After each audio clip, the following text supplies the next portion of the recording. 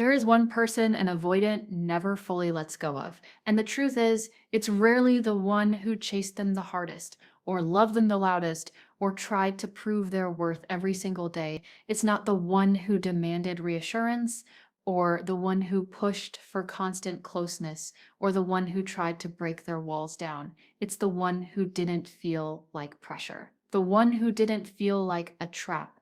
The one who didn't make love feel like a cage. And if you're listening to this right now, there's a quiet chance that person was you. Avoidants move through life learning how to detach. It's not something they consciously decide to do. It's something their nervous system learned a long time ago. When emotions felt overwhelming, when closeness felt unpredictable, when vulnerability felt unsafe, their system built distance as protection, and that distance became their comfort zone. Over time, they meet people, connect, laugh, share moments, but most of those connections never reach deep enough to threaten their sense of independence. Most people remain on the surface of their emotional world, easy to walk away from, easy to replace, easy to forget. But then once in a while, someone enters their life who feels different.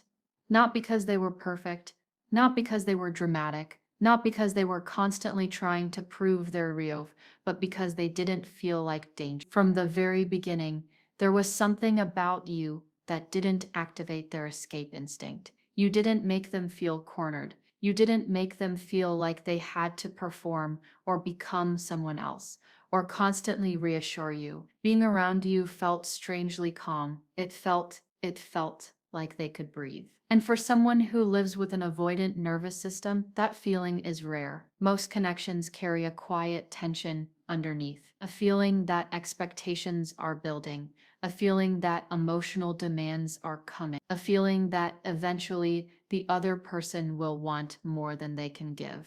But with you, that pressure wasn't there. At least not in the beginning. You weren't trying to trap them. You weren't trying to rush intimacy. You weren't trying to force labels or emotional confession. You just existed beside them. And that made you different. It made you feel safe in a way they didn't fully understand. They may not have said it out loud, but your presence did something to their nervous system. It slowed their thoughts down. It softened their defense. It gave them a rare sense of emotional quiet. And that quiet became something their body remembered. Avoidants don't always recognize attachment the same way others do. They don't think, I'm falling in love, or this person means everything to me. Instead, it shows up in subtler ways. They feel more relaxed around you than anyone else. They find themselves opening up a little more than usual. They notice that time with you doesn't drain them, it restores them. And without realizing it, they start associating you with emotional safety. That's the moment you become the exception, the one their system quietly holds on to. Because for them, love isn't always about intensity. It's about whether their nervous system feels threatened or calm. And with you,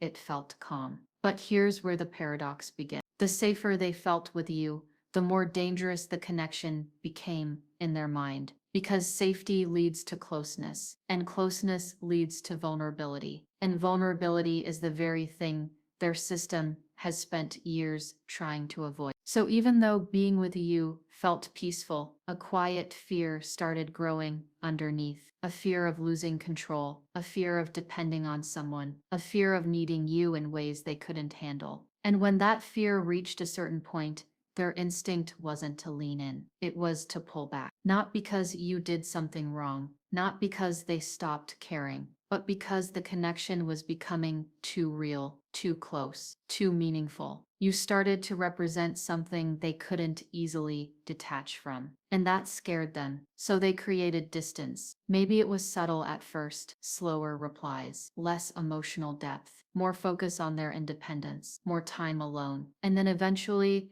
the space between you grew wide enough to feel like a wall. From your perspective, it may have felt confusing, painful, like something beautiful just slipped through your fingers without a clear reason. But from their perspective, it felt like survival. They weren't running from you. They were running from the intensity of what they felt with you. Because you weren't just another connection. You were the one who made them feel safe. And that safety threatened the emotional distance they relied on. Still, even after the distance, even after the silence, even after time passed, you didn't disappear from their internal world. Avoidants are good at suppressing feelings. They're good at focusing on work, hobbies, routines, distractions. They can convince themselves they've moved on, that it didn't matter as much as it did, that it was just another chapter. But deep down, there's often one person their mind returns to. Not constantly, not obsessively, but in quiet,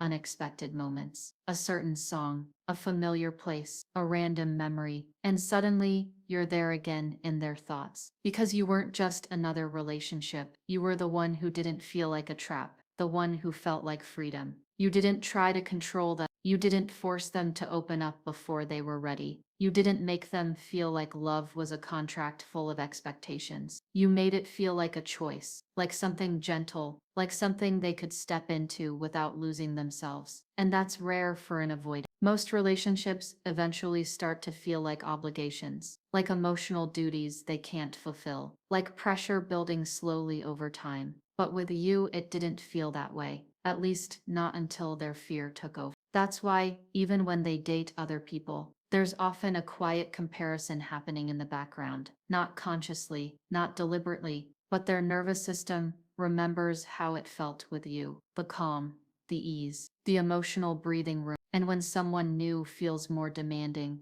more intense, more emotionally heavy, something inside them pulls away because it doesn't match the quiet safety they once felt. The truth is, avoidants don't hold on to people the way others do. They don't replay conversations over and over. They don't always miss someone in loud, obvious ways, but they hold on to emotional states. And you represented a state they rarely experience. You represented peace. You represented emotional freedom. You represented connection without suffocation. And once their system experiences that, it doesn't forget. That's why you become the emotional bookmark they never delete. They may close the chapter. They may move on with life. They may not reach out. But somewhere in their inner world, that page stays marked. Because you were the one who didn't feel like danger. You were the one who didn't make love feel heavy. You were the one who made closeness feel light. And for an avoidant, that kind of experience doesn't just disappear. It lingers quietly in the background of their life. Sometimes they'll think about you during a peaceful moment. Sometimes when life feels overwhelming,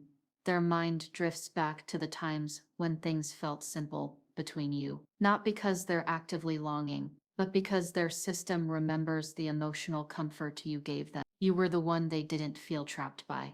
And that alone makes you unforgettable in their world, even if they never say it, even if they never come back, even if they continue to live their life as if nothing touched them deeply. Somewhere inside, there's still a part of them that recognizes what you were, the exception, the safe place, the one person they'll never fully let go of. And the quiet truth is, it might still be you. And even though they carry that quiet memory of you, life doesn't stop for them. Avoidants keep moving. They focus on responsibilities, routines, distractions, anything that keeps their emotional world from getting too loud. On the outside, it may look like they've completely moved on. It may look like you were just another chapter, but internally, something more subtle is happening. Every new connection they enter gets measured against a feeling they can't quite describe. It's not always a conscious comparison. They don't sit there thinking about you directly. Instead, their nervous system does the comparison for them. When someone new becomes emotionally intense too quickly,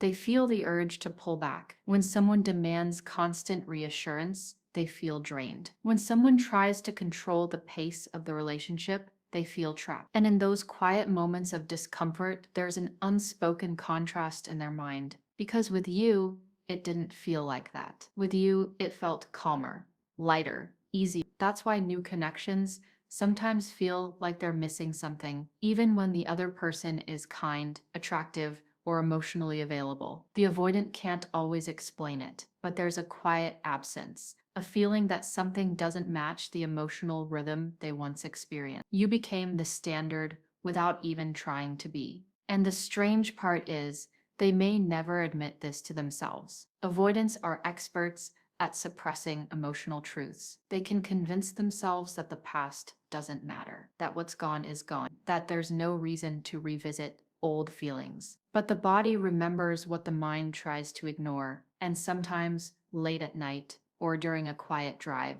or when a certain memory resurfaces, they feel a familiar emotional echo, not overwhelming, not dramatic, just a soft, lingering awareness of you. It's in those moments that they realize something they rarely say out loud. You saw them in a way others didn't, not in a way that exposed them or forced them open, but in a way that allowed them to be exactly who they were. You didn't try to fix them. You didn't treat them like a project. You didn't analyze every behavior or demand emotional explanations for everything they felt. You accepted what they could give, and for an avoidant, that kind of acceptance feels almost unreal. Most of their life, they felt like people wanted more from them than they could comfortably offer. More vulnerability, more consistency, more emotional expression, more closeness. And even if those expectations were reasonable, they still felt overwhelming to someone whose nervous system equates closeness with danger. But with you, it didn't feel like they had to perform. They didn't feel like they were constantly being evaluated. They didn't feel like love was something they had to earn or prove. They could just exist beside you. And that feeling of emotional permission is something they rarely experience. That's why you became the one they didn't feel trapped by. It wasn't about grand romantic gestures or dramatic declarations. It was about how your presence made their internal world feel calm instead of tense, open instead of cornered, free instead of obligated. You represented closeness without suffocation, and that combination is incredibly rare for an avoidant. Most relationships eventually start to feel like emotional responsibility, like a weight slowly being placed on their shoulders. Even if the other person is loving, the avoidant begins to sense expectations build in. And when those expectations grow, so does their urge to escape. But with you, there was a moment where that pressure didn't exist, where love felt like a choice instead of a duty, and that moment left a deep imprint on them, even if they never say it, even if they never fully understand it themselves. You triggered something deeper than surface level attraction. You touched a part of them that had been buried for years, a part that wanted closeness but didn't know how to handle it, a part that wanted to be understood without losing their independence. And that's why your connection stirred up emotions they weren't prepared for. It wasn't just about liking you, it was about the deeper emotional patterns you activated, old fears, old wounds, old beliefs about closeness and vulnerability. Being with you didn't just feel good, it also brought them face to face with parts of themselves they usually keep hidden. And for an avoidant, that can feel terrifying, because once those deeper emotions surface, they can't be easily pushed back down. So instead of facing those feelings, the avoidant often does what their system has always done. They create distance. They convince themselves the connection wasn't that serious. They focus on logic instead of emotion. They tell themselves they just need space. But even as they pull away, something inside them knows you were different. You weren't just another relationship. You were the one who felt like home without demands. The one who didn't ask them to become someone else. The one who made closeness feel safe for a brief moment in time. And because of that, they rarely cut you off completely. Avoidants are known for distancing themselves, but with certain people, they leave a small emotional door open. Not wide open, not obvious, just slightly unlocked. They may not reach out, they may not talk off, but they also don't fully erase you. They keep you somewhere in the background of their life. Maybe they still follow you quietly. Maybe they occasionally check up on you. Maybe they hold on to certain memories or objects that remind them of your time together. It's not always conscious. It's not always intentional, but it happens. Because fully letting go of you would mean letting go of one of the few connections that ever felt safe. And that's harder than it looks. There's also a quiet regret that lives beneath the surface, not the dramatic kind, not the kind they talk about openly, but a subtle awareness that they may have walked away from something meaningful. Avoidants rarely express regret in emotional words. Instead, it shows up in their thoughts. Small what ifs, quiet reflection, moments where they wonder, how things might have been different if they had handled their fears another way. But because vulnerability feels dangerous, those thoughts usually stay buried. They don't reach out, they don't confess, they don't explain, they just carry the feeling silently. And as time passes, that emotional imprint doesn't fade the way other connections do. Because you weren't just someone they dated, you were someone who made them feel safe in a way they rarely experience. Even if they move forward, even if they build new relationships, even if life keeps changing, there's still a quiet part of them that holds on to what you represented, not in a loud, obvious way, but in a soft, persistent memory. You were the one who didn't feel like pressure, the one who didn't make love feel heavy, the one who felt like emotional freedom. And for an avoidant, that kind of connection doesn't disappear easily. It stays with them, quietly shaping the way they experience every connection that comes after you. And as the years move forward, they continue to live their life in the way they always have. Independent, self-contained, emotionally guarded. On the outside, they may look completely fine, productive, focused, maybe even happier than before. Avoidants are very good at building lives that don't rely heavily on emotional intimacy. They pour themselves into work, routines, hobbies, responsibilities, anything that keeps their inner world quiet and manageable. But every now and then, something breaks that silence. A random memory, a certain phrase, a song you once shared, a place that feels familiar in a way they can't explain. And suddenly you're back in their mind again, not in a dramatic or obsessive way, just a soft, quiet awareness. Because you weren't just someone they cared about, you were someone who activated a deeper emotional layer they never fully resolved. You triggered something inside them that didn't get closure, and avoidants are very familiar with unfinished emotional business. When they pull away from someone who truly mattered,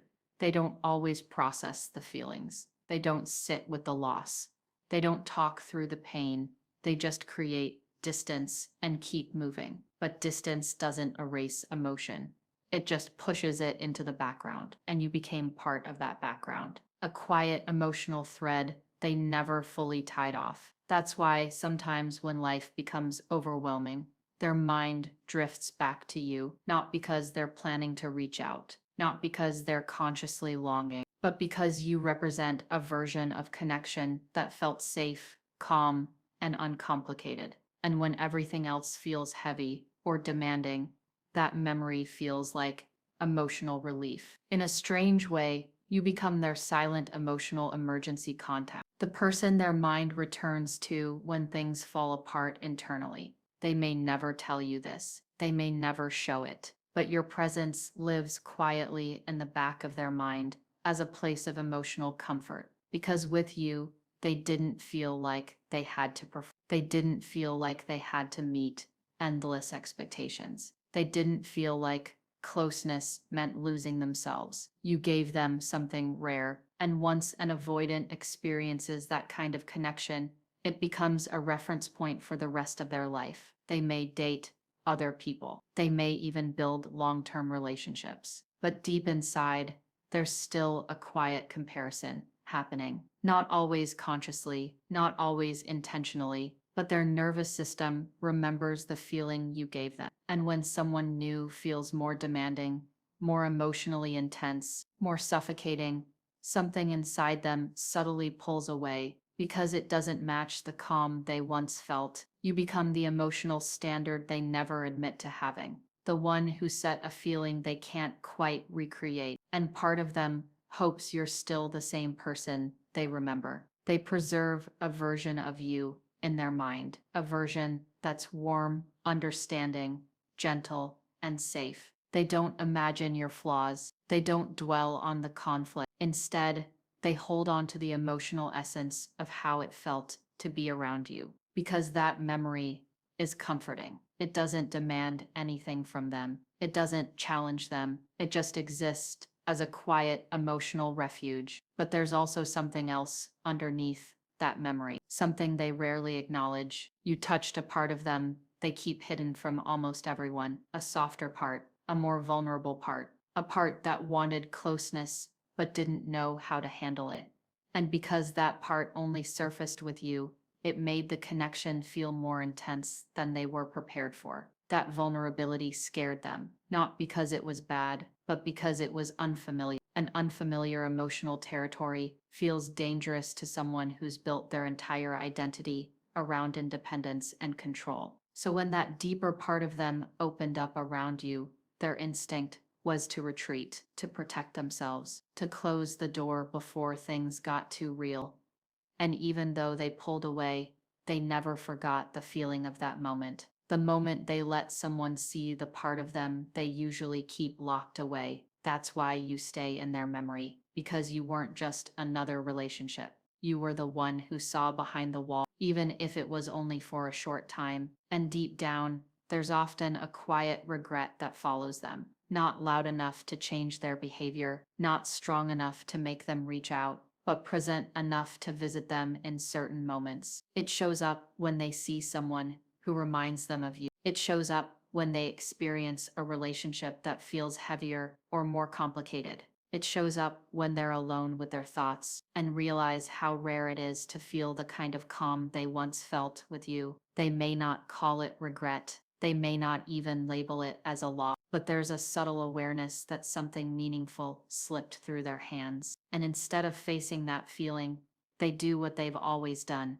They bury it. They distract themselves. They focus on the next task, the next goal, the next routine. Because confronting that regret would mean confronting their own fears. It would mean admitting that their walls cost them something real. And for an avoidant, that's one of the hardest truths to face. So the realization often comes slowly, quietly, over time, not in a dramatic emotional breakdown, but in small, reflective moments. Moments when they start to see patterns in their relationships. Moments when they notice how often they pull away from people who get too close. Moments when they begin to understand that the connection they once had with you wasn't as replaceable as they thought. And sometimes that understanding comes too late. By the time they recognize what you truly meant to them, life has already moved forward. You may have grown, healed, changed, built a new life without them in it. And that's when the quiet truth settles in. You weren't just another person in their story. You were the one who felt safe, the one who felt easy, the one who made closeness feel light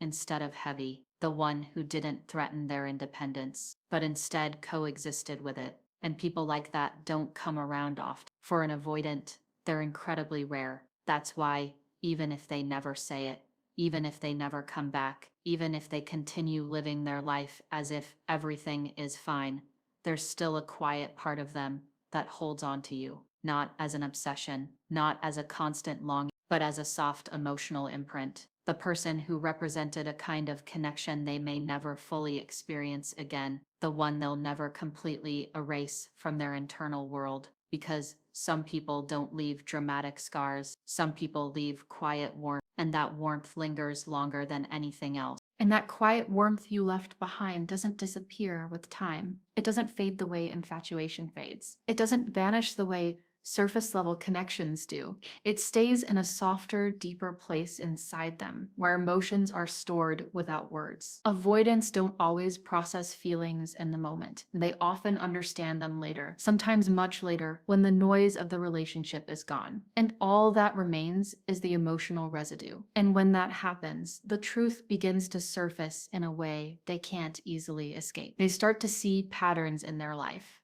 How many times they've pulled away from someone who got too close. How many times they chose distance over vulnerability. How many connections slipped through their fingers because fear felt safer than intimacy. And in the middle of those reflections, your memory quietly stands out. Not because it was the most dramatic, not because it was the most intense, but because it was the one that felt different. The one that felt calm. The one that didn't suffocate them, the one that gave them space to breathe while still offering closeness. And that realization often carries a subtle weight, not the kind that crushes them emotionally, but the kind that lingers in the back of their mind. A quiet understanding that what they had with you was rare, that you weren't just another relationship, that you represented something they didn't know how to handle at the time, that you were the person who made closeness feel safe and that safety scared them more than anything else. Because safety leads to vulnerability, and vulnerability means losing control. And losing control is something their system has been trained to avoid at all costs. So instead of leaning into the connection, they stepped back. They told themselves they needed space. They convinced themselves it wasn't that serious. They focused on logic instead of emotion. And in doing so, they slowly walked away from someone who mattered more than they realized. The truth they eventually face is not dramatic. It's not explosive. It's quiet, almost gentle. It shows up in small thoughts, in reflective moments, in subtle comparisons. It shows up when they notice that other relationships feel heavier, more complicated, more emotionally draining. It shows up when they realize how rare it is to feel the kind of calm they once felt with you. And that's when the quiet regret settles in more deeply, not as a storm of emotion, but as a soft ache, a feeling that maybe they let go of something important, that maybe their fear made them walk away from the one person who didn't feel like a threat. But by the time they reach that understanding, life has usually moved forward. Time doesn't wait for emotional clarity. You may have healed. You may have grown into a stronger, more self-aware version of yourself. You may have found peace without them. And when they think about you now, it's not always with the expectation of reconnecting. Sometimes it's just with a quiet appreciation of what you once were in their life. A calm presence, a safe connection, a person who didn't try to trap them or change them, a person who let them exist without pressure. And that memory becomes something they carry quietly, not in a way that controls their life, not in a way that keeps them stuck, but in a way that reminds them that connections like that are rare, that not everyone will make them feel safe and free at the same time. And sometimes, when they're alone with their thoughts, they realize something else. You were the one they would have turned to if everything in their life had fallen apart. The one who felt like emotional shelter without demanding anything in return. The one who could sit beside them in silence and still make them feel understood. And even if they never admit it, that kind of presence leaves a permanent mark. Because avoidants don't easily attach to people. They don't easily trust emotional closeness. So when someone manages to reach that quiet, guarded part of their heart, it becomes something unforgettable. Even if they spend years convincing themselves otherwise, even if they never say the words, even if they never come back, that emotional imprint stays. Not as a loud memory, not as a constant longing, but as a soft, steady awareness in the background of their life. A reminder that once there was someone who didn't feel like pressure, someone who didn't make love feel heavy, someone who felt like freedom instead of obligation. And the final truth they slowly come to understand is simple but powerful. The person they ran from wasn't the one who would have trapped them. It was the one who made them feel safe enough to finally let their guard down. And that kind of connection doesn't come around often. Sometimes it only comes once. And when it's gone, they carry the memory of it quietly. For years, sometimes for the rest of their life. Not as a wound, but as a soft, lingering warmth. The person they never fully let go of. The one who felt like peace in a world that often felt overwhelming. The one who didn't demand more than they could give. The one who made closeness feel light. And if you're listening to this, wondering whether you were that person, there's a simple truth to remember. If you gave them calm instead of pressure, freedom instead of control, understanding instead of demands, then there's a very real chance that you became the exception in their world. The quiet, emotional bookmark they never removed. The memory that still lingers in their softer moment. The one person they never fully let go of. Even if they never say it out loud. Even if life moved on. Even if the story ended long ago. Some connections don't disappear. They just become silent parts of the heart. and you may still be one of those parts inside